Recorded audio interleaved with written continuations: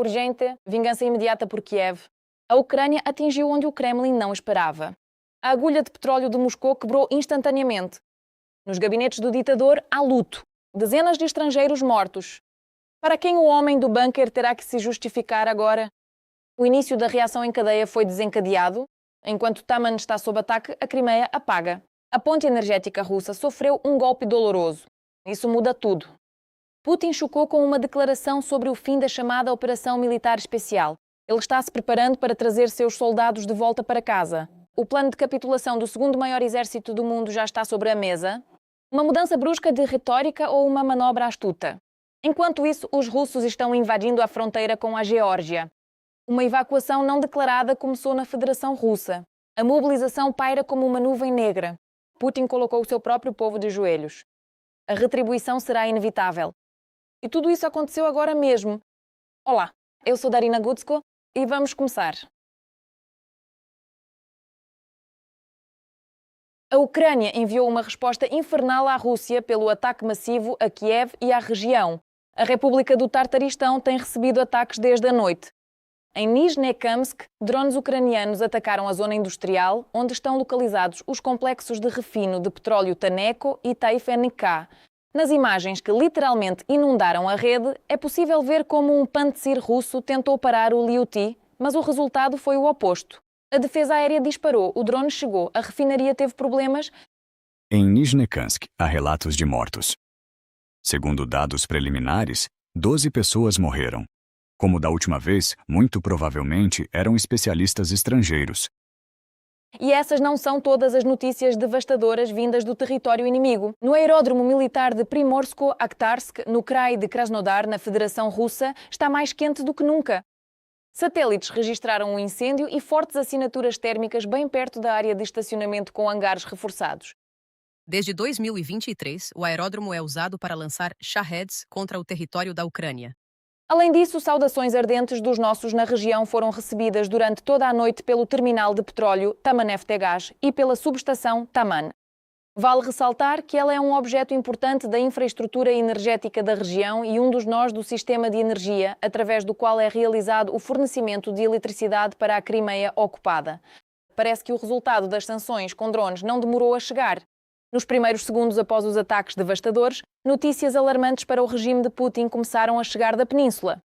A Crimeia entrou oficialmente em modo de blackout. Os moradores de Simferopol, Sebastopol, Kerch, Feodósia e várias outras localidades mergulharam na escuridão. A subestação elétrica PS Taman, de 500 kV, está em chamas. É exatamente por isso que a luz desapareceu em toda a Crimeia a 1h45. O efeito dominó para a Rússia já foi iniciado. Os ataques ucranianos atingem, um após o outro, os objetos mais importantes e cada novo ataque desencadeia o próximo. Será que a retaguarda russa está começando a desmoronar por um efeito de reação em cadeia? Estamos de olho na situação. No Kremlin já estão se preparando para a vida pós-guerra. Putin ordenou que se resolvam com antecedência as questões de emprego dos militares que retornarão do fronte. Isso foi revelado em sua declaração durante a reunião do Conselho de Desenvolvimento Estratégico e Projetos Nacionais, informam as mídias russas. Há mais uma questão que surgirá. É a questão do retorno dos nossos rapazes da linha de combate após o término da Operação Militar Especial. Segundo ele, retornará um número enorme de pessoas que precisarão de trabalho. Por isso, o Kremlin pede que se preparem com antecedência. E muitas pessoas. É preciso também empregá-los. E eles virão com ambições saudáveis e assim por diante. Este é um trabalho sério para o qual é preciso se preparar com antecedência. Ao mesmo tempo, Putin chamou de uma das tarefas principais a resolução de questões relacionadas com a chamada Operação Especial, bem como o apoio às famílias dos militares e participantes da guerra. Parece que o Kremlin está mudando sua retórica pública. Será que o ditador, por falta de saída, está preparando um plano de capitulação? Estamos acompanhando o desenrolar dos acontecimentos. Urgente. Os russos fugiram novamente em massa do país após a palavra mobilização. Surgiu novamente uma rota muito popular entre os vizinhos para longe da Rússia. Na fronteira com a Geórgia, um Armagedon, dezenas de milhares de pessoas saem diariamente por Verkhnilage e enormes engarrafamentos já se formaram no lado russo. O The Moscow Times escreve sobre isso. às 14h50, horário de Moscou, há um engarrafamento antes da fronteira russa em direção à Geórgia.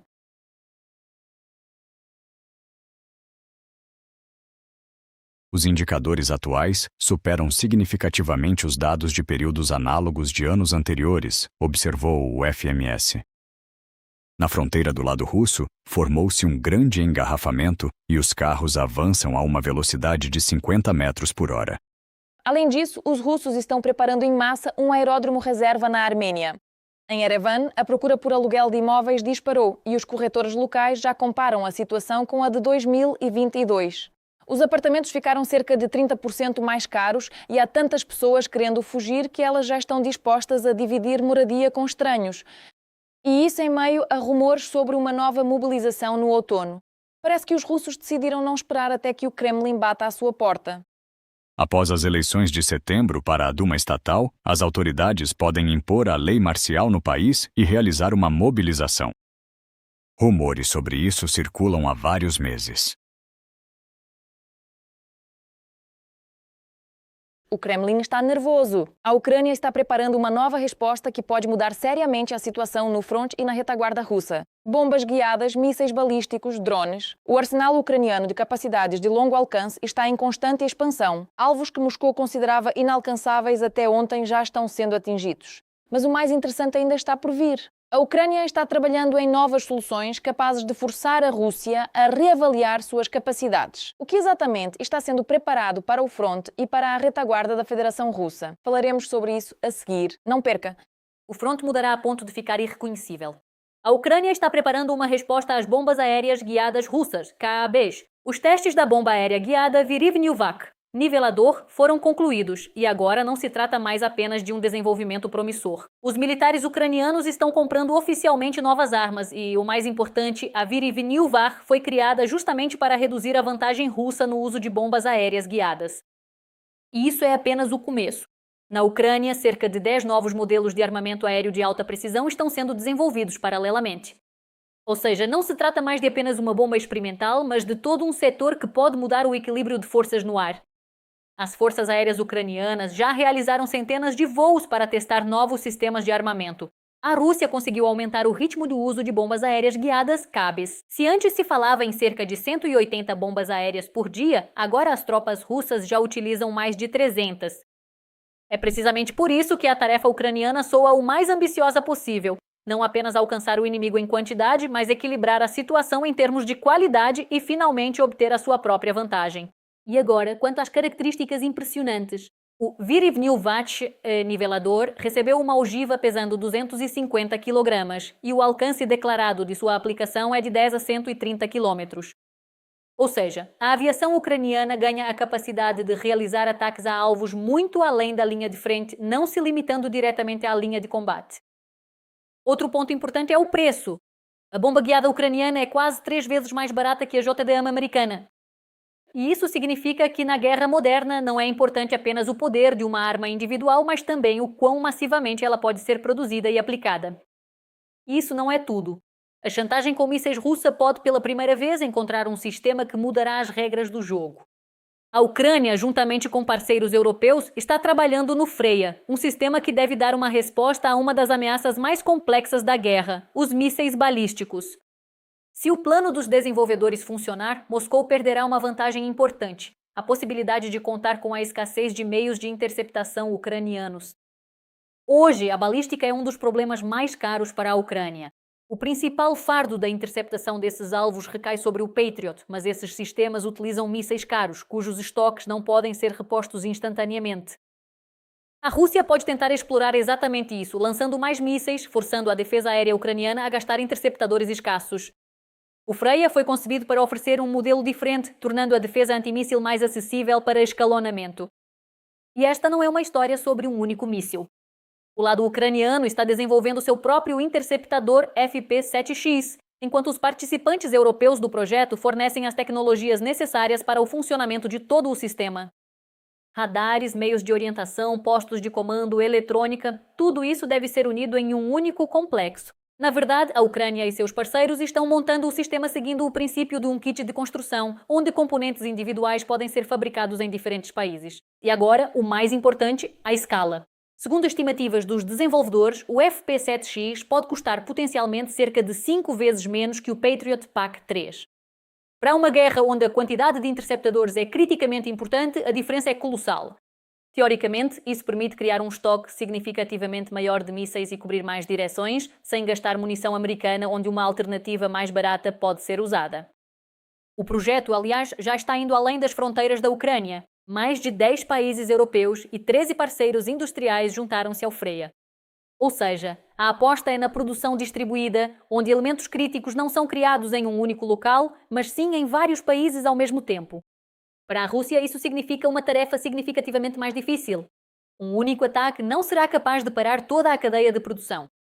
Embora ainda falte tempo para a operação de combate plena. O FP7X já realizou o primeiro voo de teste controlado, mas ainda falta verificar todo o sistema e realizar testes contra um alvo balístico.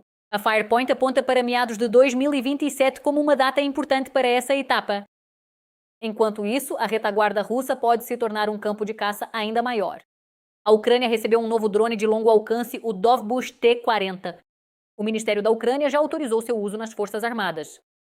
E aqui, o principal problema para a Rússia não é nem o fato do surgimento de um novo drone, mas sim o seu alcance. O aparelho é capaz de permanecer no ar por mais de um dia e isso já é uma geografia de guerra completamente diferente. Segundo dados do Ministério da Defesa, esse recurso é suficiente para alcançar os Urais e a Sibéria Ocidental.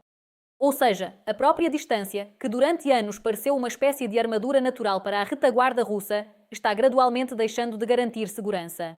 Além disso, o Dovbush T-40 não é apenas um aparelho de longo alcance. Durante os testes, os desenvolvedores notaram a baixa visibilidade de radar, um motor eficiente com injeção eletrónica e resistência à interferência dos meios de guerra eletrónica russos. E, portanto, a tarefa para a defesa aérea e a guerra eletrónica russas torna-se ainda mais complexa. Não basta apenas ver o drone, é preciso também conseguir pará-lo. E o mais interessante é que o Dovbush pode atuar em diferentes funções. Ele pode ser usado para reconhecimento em território inimigo profundo, correção de fogo, ataques de alta precisão através do lançamento de munição ou diretamente como um drone de ataque. Ou seja, uma única plataforma pode realizar várias tarefas ao mesmo tempo, dependendo do que for necessário em uma operação específica. As surpresas não param por aí. Isso é algo que o Kremlin certamente não esperava. Segundo o The Sunday Times, a Ucrânia pode ter usado drones britânicos nos últimos meses para ataques de longo alcance em território russo. E não se trata de um episódio isolado. Fontes britânicas associam esses drones a ataques contra refinarias de petróleo russas. Entre as armas que podem ter sido utilizadas está o drone a jato Nian, da empresa britânica Callen Lens. Segundo a publicação, tais aparelhos podem ter sido utilizados durante ataques a instalações na região de Moscou, Yaroslavl e Volgogrado. As fontes também mencionam outro drone britânico como tendo participado dos ataques, mas seu modelo não foi revelado. E o próprio Nian tem uma aparência bastante incomum para um drone comum. Trata-se de uma plataforma a jato com uma envergadura de quase 3 metros e um peso máximo de decolagem superior a 75 kg. Ele é lançado ao ar por meio de uma catapulta pneumática e um motor a turbina a gás permite atingir uma velocidade de cruzeiro de cerca de 223 km por hora. Mas o mais interessante é o alcance e a flexibilidade desta plataforma. O raio de voo declarado excede 250 km e o design permite adaptar o drone para uma tarefa específica e instalar diferentes equipamentos. Ou seja, não é apenas um aparelho que voa em uma direção para um ponto pré-determinado, mas uma plataforma que pode ser configurada para diferentes cenários. Parece que está cada vez mais difícil para a Rússia fingir que tudo está sob controle. O que Moscou considerou por anos como sua vantagem está gradualmente se transformando em uma zona de risco. E o pior para o Kremlin é que esse processo já não pode ser interrompido. Parece que a retaguarda russa está entrando em uma nova realidade onde longe não significa mais seguro e a guerra bate cada vez mais confiantemente às portas daqueles que, até ontem, pensavam que ela nunca os tocaria. Neste momento, Kaliningrado pode se tornar um novo ponto de explosão. A OTAN está de prontidão, um cenário ousado de isolamento do enclave russo. Estão tirando os trunfos das mãos de Putin. Moscou, em pânico, convoca reuniões de emergência e tenta preparar uma resposta. O bloqueio de Kaliningrado está de fato se aproximando. Será que a Europa está se preparando para um confronto totalmente novo com a Federação Russa, onde a palavra-chave não será dita por Moscou, mas por Bruxelas? Vamos ver. Ataque a Kaliningrado. A OTAN já está calculando o que fazer caso Putin decida testar a força da aliança, e o cenário para o Kremlin parece extremamente desagradável. Um ataque russo aos países bálticos e, em resposta, a OTAN não apenas protege seus aliados, mas lança um contra-ataque em larga escala. E o primeiro alvo seria a Kaliningrado russa, após o que a guerra poderia se deslocar rapidamente para muito além da linha de frente, diretamente para o interior da Rússia. E aqui começa um verdadeiro pesadelo tecnológico para o exército russo. Os sistemas de mísseis, a aviação e os drones da OTAN devem se transformar em uma espécie de vassoura que primeiro varrerá os sistemas russos em Kaliningrado e depois alcançará também os alvos nas profundezas da Rússia. E ao longo das fronteiras com a Federação Russa e a Bielorrússia, pode ser criada toda uma zona de defesa autónoma, uma espécie de cerca digital, onde em vez de arame farpado, drones e robôs farão a patrulha. Mas o mais interessante foi escondido ainda mais profundamente. Segundo este cenário, na própria Rússia podem surgir pessoas dispostas a ajudar a atacar a máquina de guerra de Putin por dentro. Trata-se de envolver russos que se opõem ao Kremlin em operações contra aeródromos estratégicos, empresas de defesa, pontes e ferrovias. Ou seja, Moscou potencialmente recebe não apenas uma guerra na fronteira, mas uma surpresa muito desagradável em sua própria retaguarda. E, além disso, um enredo que pode fazer o olho do Estado-Maior russo começar a tremer. Uma ponta aérea para a entrega de drones e sistemas robóticos nas profundezas da Rússia. Enquanto os generais do Kremlin contam tradicionalmente tanques e mísseis, contra eles podem estar operando máquinas que não precisam de sono, nem de férias, nem de medalha por heroísmo. O final deste cenário é o mais ambicioso possível, empurrar as tropas russas de volta para a fronteira internacionalmente reconhecida. E se o Kremlin realmente se atrever um dia a testar a resistência da OTAN, a resposta, a julgar pelo plano descrito, pode acabar sendo bem diferente daquela que os propagandistas russos pintam. Mas se isso ainda está apenas nos planos, os vorazes mísseis ucranianos já são uma realidade agora. E por causa deles, um verdadeiro pânico está começando na Rússia. Ainda recentemente, o Kremlin garantia que a sua defesa aérea supostamente controlava tudo. Agora, porém, os próprios analistas russos começaram a contar os flamingos ucranianos e os números estão se tornando cada vez mais desagradáveis para eles. Porque o problema, ao que parece, já não é que mísseis isolados cheguem à Rússia, mas sim que eles podem se tornar cada vez mais numerosos. Os mísseis ucranianos aparecem cada vez mais frequentemente nos relatórios russos e o Ministério da Defesa russo declara repetidamente a sua suposta destruição. Mas o próprio fato de que estes mísseis figuram constantemente nos relatórios russos já mostra a intensidade dos ataques está aumentando e no Kremlin eles veem isso perfeitamente. Ainda mais importante, os próprios alvos estão mudando. Flamingos já estão alcançando alvos que estão diretamente ligados ao complexo militar industrial russo. Entre os alvos declarados estão o Centro Espacial de Foguetes Progress, o Instituto de Pesquisa Científica Progress, a fábrica Titan Barricade, a empresa Avitec, bem como a fábrica Promising Test de Votkinsky e o campo de testes Kapustin Yar. Ou seja, já não se trata de alvos aleatórios. As armas de longo alcance ucranianas estão atingindo sistematicamente o que ajuda a Rússia a travar a guerra.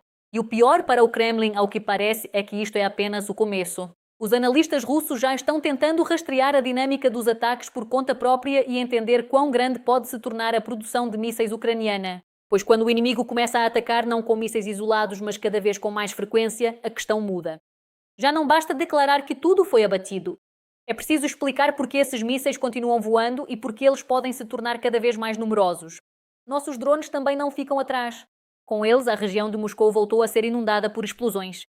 Dezenas de drones partiram em direção à capital russa e enquanto as autoridades relatavam tradicionalmente o sucesso da defesa aérea e a queda de destroços no solo, o cenário revelou-se muito mais interessante. Em Pavlovsky Posad, a cerca de 67 km de Moscou, um prédio de apartamentos pegou fogo após a atuação da defesa antiaérea russa. Canais de monitoramento relataram que a defesa antiaérea russa, ao tentar repelir o ataque, disparou diretamente sobre áreas densamente povoadas. E na região de Kubinka, moradores locais relataram uma série de explosões potentes. E isso é particularmente interessante, já que um aeródromo militar está localizado lá. Também surgiram informações preliminares sobre um possível impacto em uma refinaria de petróleo.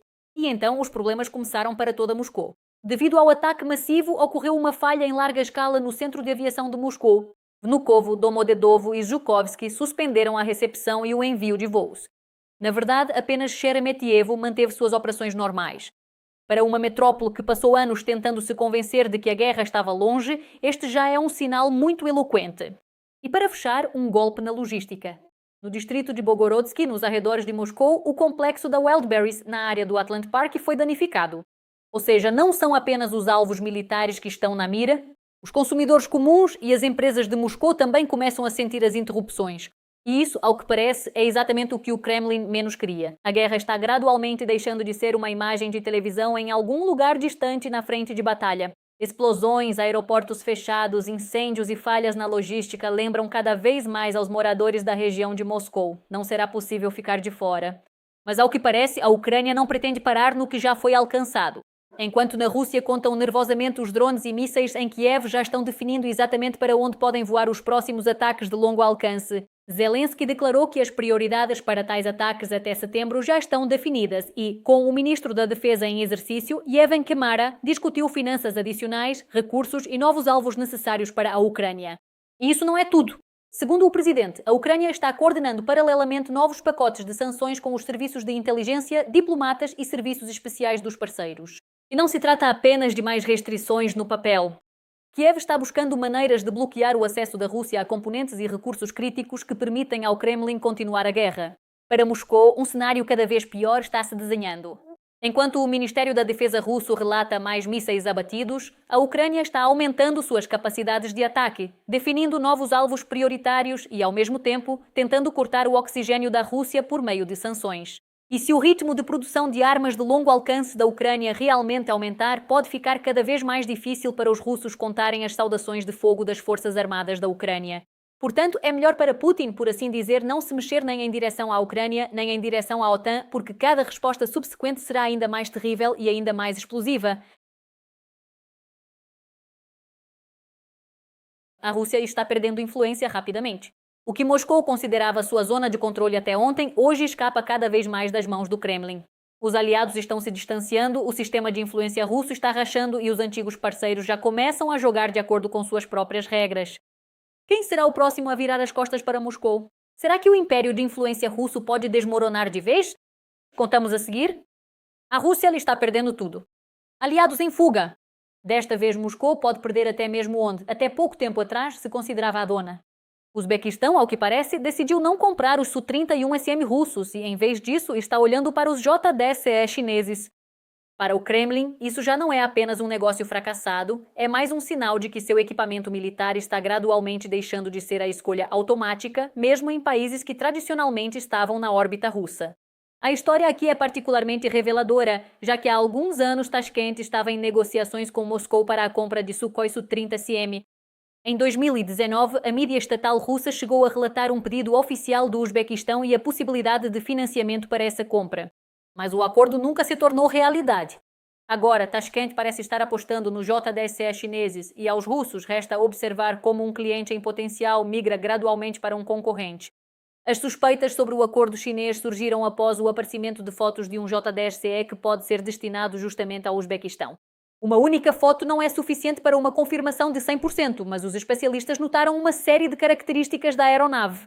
E ainda antes, surgiram informações de que Tashkent supostamente já teria concordado com a compra de 24 desses caças. Além disso, as primeiras aeronaves podem chegar em breve. Mas para Moscou, o mais doloroso não é um único caça ou um único acordo. O Uzbequistão já comprou sistemas de defesa aérea chineses, incluindo HQ-9, HQ-12 e FM-90. E quando surgiu a questão da renovação da aviação de transporte, Tashkent novamente não seguiu a proposta russa e escolheu o C-390 Millennium brasileiro em vez da opção russa. Ainda ontem, Moscou contava com sua vantagem na Ásia Central, mas hoje eles já estão escolhendo entre a China, o Brasil e outros fornecedores. E se a informação for confirmada, o Kremlin perderá mais um mercado e praticamente ao seu lado. Mais um golpe na influência russa veio da Turquia. Moscou já vendeu seus S-400 para Ankara, contando com uma grande vitória estratégica e uma influência mais forte sobre um país da OTAN. Mas agora essa vitória corre o risco de se transformar em sucata muito cara. O motivo são os F-35 americanos. A Turquia quer retornar ao programa de caças, mas Washington impõe uma condição rígida: não deve haver S-400 russos nas forças armadas turcas. E é aqui que começa uma verdadeira missão diplomática. Uma das opções é retirar os sistemas de serviço, outra é tentar vendê-los a um terceiro país. Entre os potenciais compradores foram mencionados os Emirados Árabes Unidos, mas as negociações, segundo a mídia, estão praticamente paralisadas. E agora imagine a escala da ironia. A Rússia promoveu durante anos o S-400 como um dos sistemas de defesa aérea mais poderosos do mundo. E agora a Turquia se vê diante de uma escolha: livrar-se dos sistemas russos em prol dos caças americanos ou simplesmente desmontá-los para sucata. Ou seja, aquilo que Moscou vendia como um símbolo do seu poder militar pode potencialmente terminar a sua carreira num simples centro de recolha de sucata. Portanto, o sistema russo, que deveria ter sido um trunfo geopolítico para o Kremlin, transformou-se hoje para Ankara no principal obstáculo para a obtenção de armamento ocidental. E se a Turquia acabar por desistir do S-400, Moscovo leva uma grande bofetada. Vendeu ao seu aliado o seu melhor sistema de defesa aérea e, como resultado, pode acabar por perdê-lo como cliente. A Rússia está a perder influência rapidamente no estrangeiro e isso é visível a olho nu. Países que até há pouco tempo olhavam para Moscovo antes de tomar decisões importantes agem cada vez mais como se a opinião russa já não fosse a principal para eles. E o principal catalisador deste processo é a guerra contra a Ucrânia. O exemplo mais doloroso é a Síria. Após a queda do regime de Bashar al-Assad, Moscovo perdeu a posição que construiu durante anos com a força das armas. As instalações russas em Khmeimim e Tartus já não parecem ser postos avançados incondicionais do Kremlin. O novo governo está a assumir o controle da infraestrutura e o formato da presença russa está a mudar. Para Moscou, isso é particularmente desagradável, já que as bases sírias eram seu principal pilar para a presença militar no Mediterrâneo. Mas a lista não termina na Síria. Até mesmo a Sérvia, que por muito tempo foi chamada de uma das parceiras mais próximas do Kremlin na Europa, demonstra cada vez mais independência. Alexander Vučić já recebeu Volodymyr Zelensky e o próprio fato desse contato é um sinal bastante revelador para Moscou. Outro golpe é a Ásia Central. O Cazaquistão está conduzindo sua própria política externa de forma cada vez mais ativa e já pede abertamente que Moscou encerre a guerra. A Rússia, que estava acostumada a ver esta região como sua zona de influência, agora é forçada a lidar com o fato de que seus antigos parceiros não têm pressa em apoiar o Kremlin incondicionalmente. Paralelamente, o Cazaquistão está expandindo a cooperação com os EUA, desde contratos com a Boeing até parcerias tecnológicas e o fornecimento de minerais críticos. E no sul do Cáucaso, a velha fórmula russa também está falhando. A Armênia e o Azerbaijão percebem cada vez menos Moscou como um árbitro sem alternativas. A influência russa, que até pouco tempo parecia ser a base do equilíbrio regional, está diminuindo gradualmente e outros atores já estão ocupando o espaço deixado vago. O Azerbaijão também continuou a ajudar a Ucrânia, tendo, em particular, transferido 40 toneladas de equipamento ferroviário. Aliyev apelou a Kiev para nunca aceitar a ocupação dos seus territórios. Em Baku também foi realizada uma conferência dedicada à política colonial russa, com a participação de representantes de organizações circassianas, Sakha e Buriates. O resultado é um quadro bastante irónico. O Kremlin esforçou-se durante anos para mostrar a Rússia como uma potência global capaz de influenciar simultaneamente várias regiões do mundo. Mas a guerra contra a Ucrânia revelou-se tão exaustiva que Moscou começa a perder posições exatamente onde antes demonstrava força. E quanto mais tempo o Kremlin tenta vencer uma guerra, mais rapidamente perde paralelamente a sua própria luta por influência no resto do mundo. Terminamos aqui a nossa edição. Continuamos a acompanhar os acontecimentos mais atuais agora mesmo para lhes contar em primeira mão. Não se esqueça de subscrever. Até à próxima!